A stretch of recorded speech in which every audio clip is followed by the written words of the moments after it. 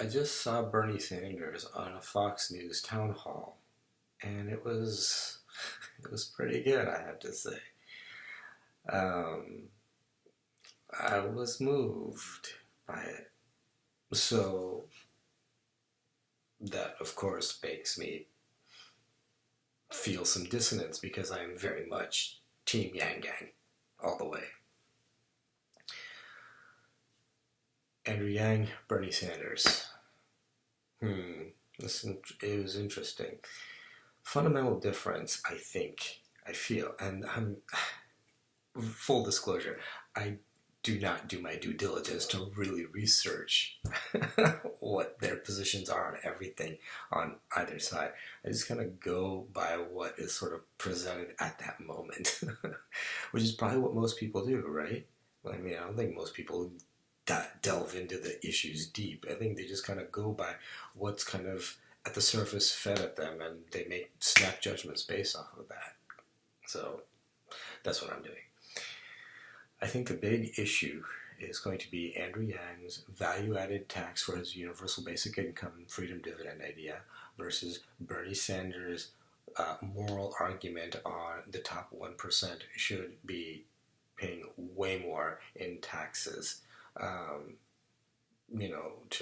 for American society. And his is really a moral argument. Although I'm not saying Andrew Yang's is not a moral argument, but the way Andrew Yang is framing it is from the standpoint of, look, all these jobs from pure pragmatism. His is from Andrew Yang's position is from pure pragmatism, like AI, automation, robotics is going to replace human labor, and the workforce as we know it is going to shift in such a major way that is going to cause a major catastrophe in employment. So, value added tax to fund a freedom dividend, aka or the universal basic income.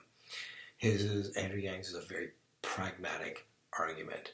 Bernie Sanders' argument is more of a moral one. Those at the 1% need to pay their fair share in taxes.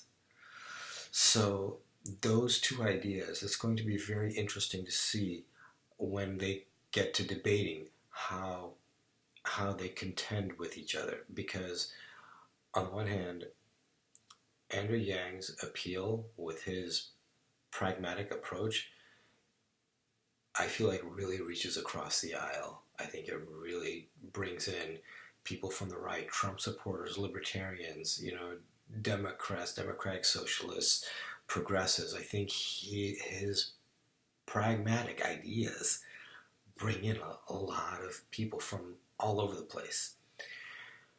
Not that Bernie Sanders' idea doesn't, but it does feel like his is a little bit sharper on the left and draws a very strong visceral response from the left that maybe Andrew Yang's message does not have that kind of visceral appeal, but Andrew Yang's message has more broad appeal.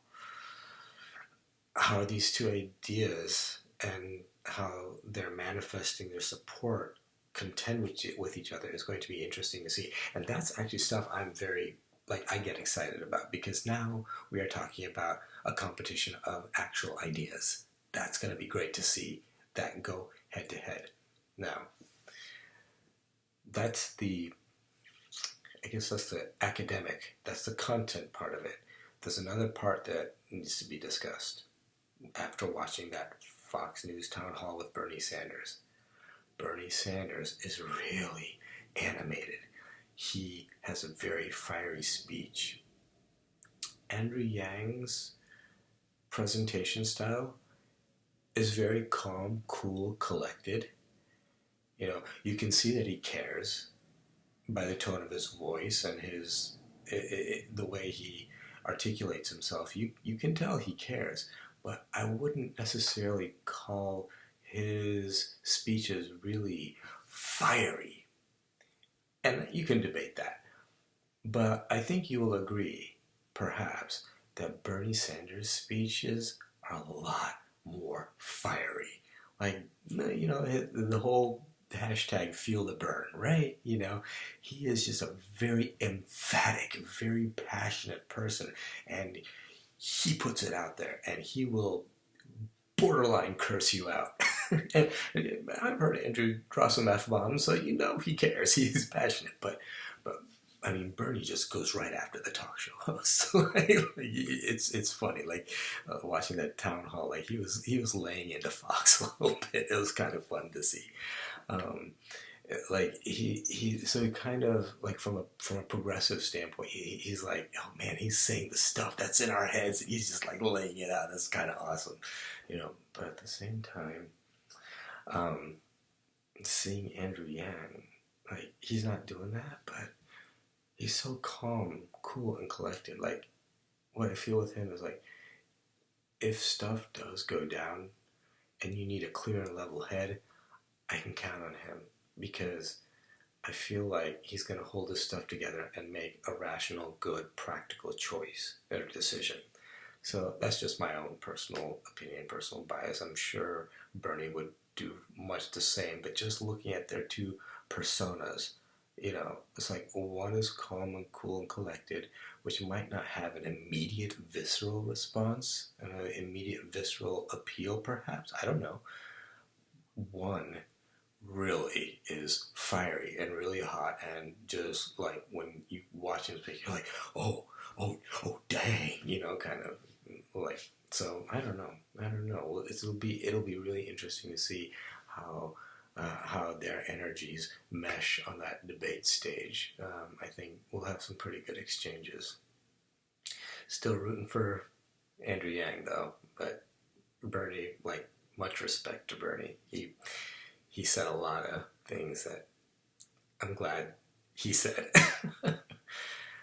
But Andrew Yang's handling the problems in a way that not everyone, but many people from, regardless of political affiliation, can get behind. And I think that counts for a lot. So there you have it.